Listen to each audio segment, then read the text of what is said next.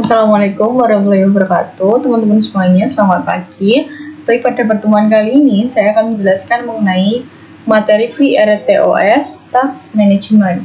Jadi tanpa berlama-lama kita langsung saja. Sebelum itu izinkan saya untuk memperkenalkan diri. Perkenalkan, saya Eva Nantia Martian dengan NIM 3 digit terakhir 008 dari Teknologi Rekayasa Otomasi Angkatan 2024 pada kelas praktikum A.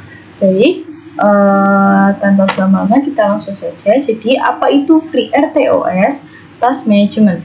Jadi VRTOS atau Free Real Time Operating System, yang dimana sistem operasi real time yang dirancang untuk microcontroller dan sistem embedded. VRTOS ini memungkinkan sebuah microcontroller menjalankan beberapa tugas atau task, teman-teman. Nah, secara bersamaan sehingga program menjadi lebih terstruktur dan responsif. Komponen utamanya meliputi task scheduler, priority, task stage, context switching, dan task delay. Nah, task sendiri itu unit pekerjaan yang berjalan secara individu atau independen, teman-teman. Nah, untuk scheduler memilih task yang dieksekusi. Nah, priority menentukan tingkat kepentingan tugasnya. Untuk task stage yaitu running, ready, blocked, and suspend. Nah, untuk context switching-nya yaitu perpindahan CPU antar task. Nah, context switching perpindahan CPU antar task, teman-teman. Untuk task delay yaitu pengaturan waktu eksekusi task periodik. Dengan task management, VRTOS memungkinkan sistem embedded menjalankan banyak fungsi secara efisien dan memenuhi kebutuhan real time, seperti pembacaan sensor, komunikasi data, dan kontrol aktuator secara bersamaan. Selanjutnya, konsep RTOS versus bare metal atau super loop. Nah, RTOS itu sendiri sistem operasinya itu dirancang untuk menjalankan tugas dan memberikan respons terhadap suatu kejadian dalam batas waktu yang telah ditentukan atau deadline. Nah, fokus utama RTOS itu bukan hanya kecepatan tetapi kepastian waktu, deterministic behavior. Nah, pada sistem real time, hasil yang benar tetapi terlambat tetap dianggap gagal, teman-teman. Nah, untuk bare metal atau super loop adalah metode pemrograman microcontroller tanpa sistem operasi di mana seluruh program dijalankan dalam sebuah loop tak terhingga atau while, fungsi while itu. Nah, pendekatan ini sangat sederhana, ringan, dan hemat memori, namun menjadi sulit untuk dikelola ketika jumlah tugas tersebut bertambah atau ketika sistem membutuhkan banyak proses yang harus berjalan secara bersamaan. Untuk sistem sederhana, super loop sangat efektif, sedangkan untuk sistem yang lebih kompleks dan membutuhkan multitasking serta pengelolaan prioritas, RTOS seperti VRTOS biasanya menjadi pilihan yang lebih baik.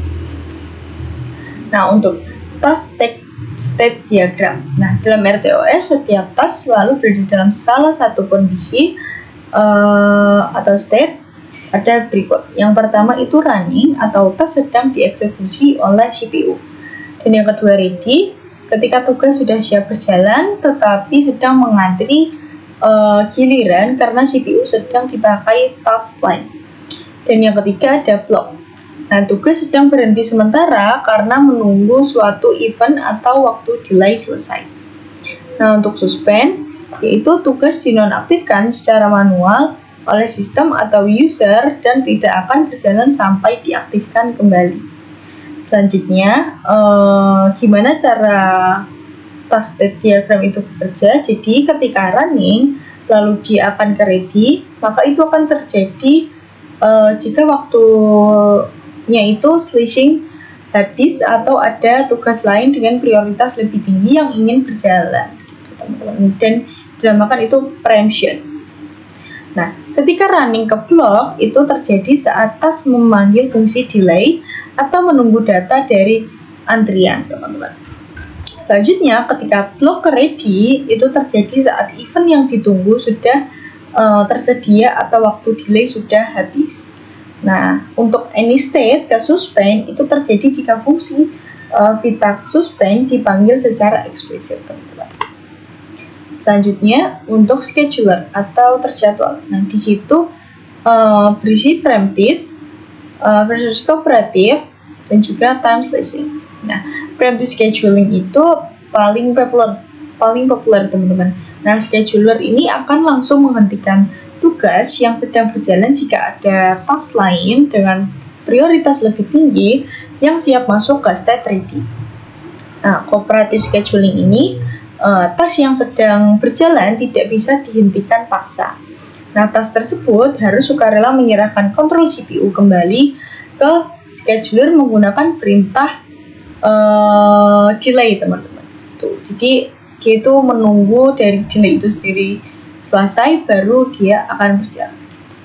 Nah, untuk time slicing atau round robin, jika ada beberapa task dengan prioritas yang sama, scheduler membagi waktu CPU secara adil. Semisalnya masing-masing diberi jatah waktu 1 milidetik secara bergantian. Selanjutnya kita masuk ke education technology. Nah, dalam sistem ini, dalam sistem embedded, alokasi memori harus dipantau ketat agar tidak terjadi tabrakan. Yang pertama itu ada stack management yang digunakan untuk menyimpan variabel lokal dan alamat kembali atau return address yang berfungsi saat fungsi tersebut itu dipanggil. Nah, dalam RTOS setiap task memiliki stacknya sendiri. Nah, ukuran stack harus ditentukan saat membuat task tersebut. Nah, heap management. Nah, memori global yang digunakan untuk alokasi dinamis yang berfungsi malloc atau PV part malloc yang digunakan untuk membuat objek RTOS seperti task, queue, dan semaphore secara dinamis saat program berjalan. Nah, bahaya memori dari stack dan heap itu ketika stack itu overflow terjadi ketika variabel lokal di dalam task terlalu besar atau terjadi rekursi fungsi yang terlalu dalam sehingga melewati batas alokasi stack task tersebut dan efeknya itu langsung ke microcontroller yang langsung crash atau hard fault.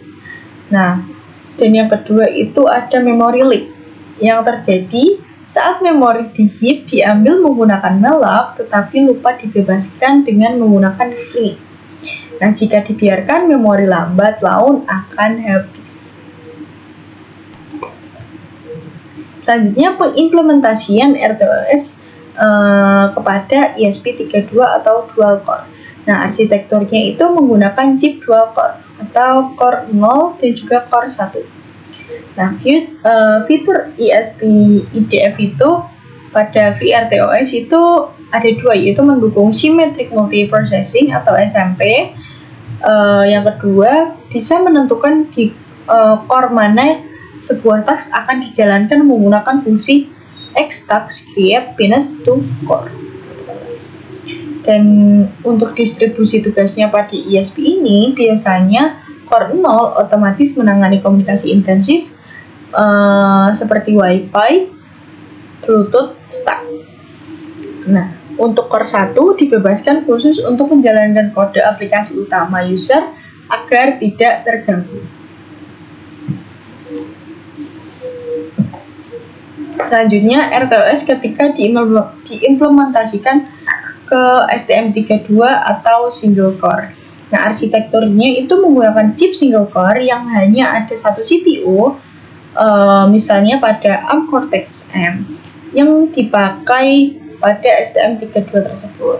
Nah, karakteristik eksekusinya itu dikarenakan STM32 ini cuman punya satu inti. Nah, multitasking di STM32 ini itu cuma ilusi atau dinamakan pseudo multitasking. Nah, itu teman-teman. Nah, kecepatan perpindahan antar task atau context switching dilakukan saat cepat oleh scheduler sehingga terlihat berjalan secara bersamaan. Nah, keunggulan dari memakai STM32 itu tidak perlu memikirkan konflik sinkronasi antar core yang rumit.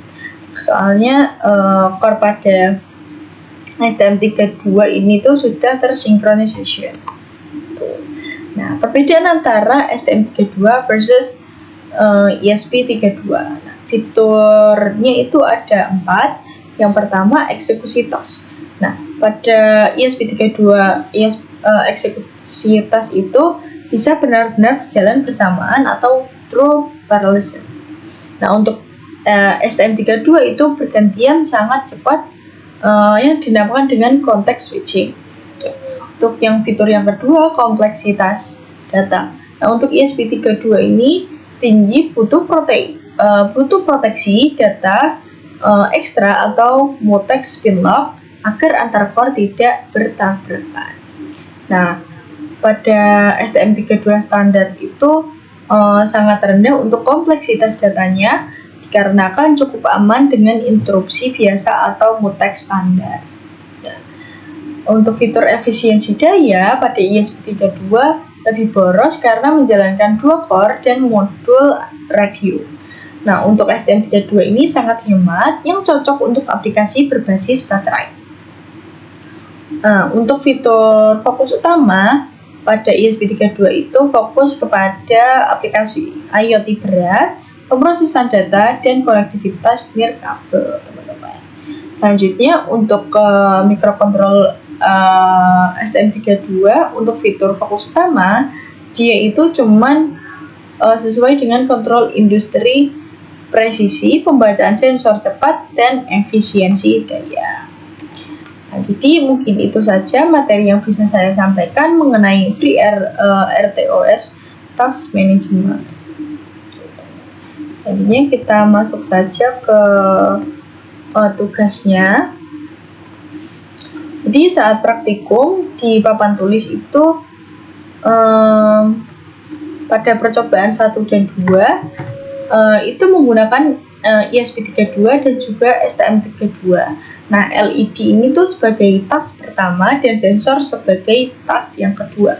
Nah, task pertama itu berfungsi nantinya berjalan sesuai dengan timestamp LED state atau 0 dan juga 1, lalu counter cycle-nya ke angka yang sudah ditentukan, lalu core. Nah, ini tuh masih tanda tanya dikarenakan pada program tersebut itu berdasarkan imajinasi kita.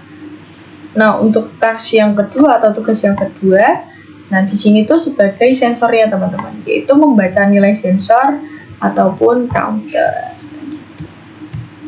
Dan di praktikum ke-7 ini atau modul ke-7 RTOS itu ada yang dinamakan project.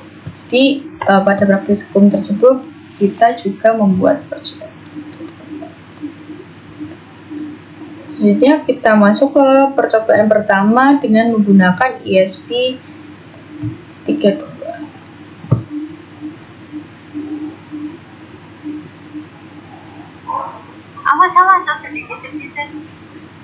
Nah, ini untuk pemrogramannya. Ini LED pin itu berada pada pin kedua dan DAT itu pada pin yang keempat. Nah, DAT ini tuh berfungsi sebagai task yang kedua, teman-teman. Nah, LED ini tuh sebagai tugas yang pertama atau sebagai indikator. Nah, ini pada percobaan pertama ketika program sudah di-build, lalu ini untuk penunggu suksesnya. Nah, ketika sudah sukses, nah di sini akan langsung menampilkan task pertama dan juga task kedua yang sudah diprogram pada program ini.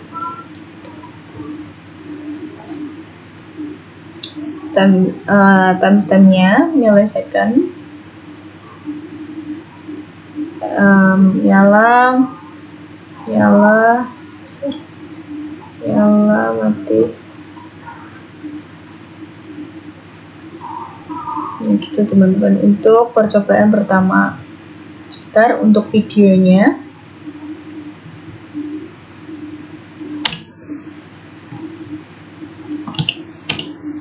Jadi ini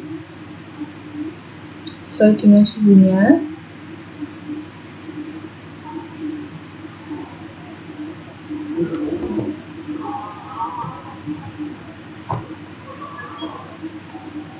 Nah, ini ketika suhunya itu 20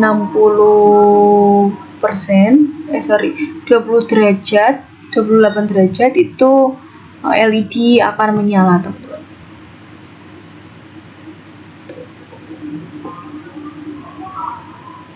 Jadi mungkin itu saja untuk percobaan pertama. Selanjutnya kita masuk untuk percobaan yang kedua dengan menggunakan STM32. Untuk tas yang pertama itu sama seperti pada percobaan pertama. Nah, sebenarnya perbedaan dari percobaan pertama dan kedua itu hanya mikrokontrolernya saja, teman-teman. Ini compilingnya itu sebagai nanti pada serial monitornya. Nah, ini single core.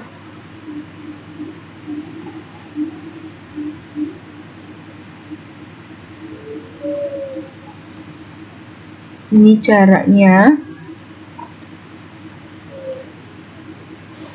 Itu dengan menggunakan sensor ultrasonik.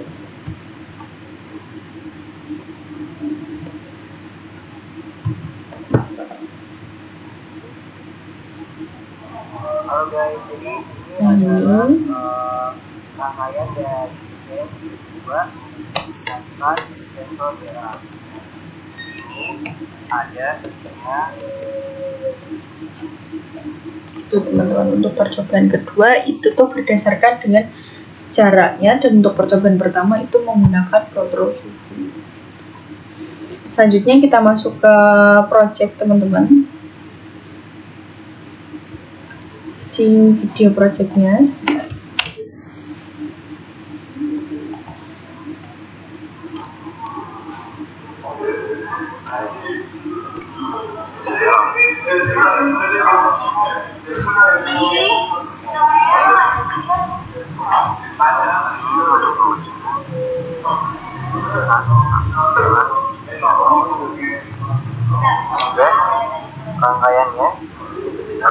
Untuk rangkaiannya itu menggunakan ultrasonik dan juga suhunya, teman-teman. Suhu dan juga kelembapannya, serta untuk jarakannya.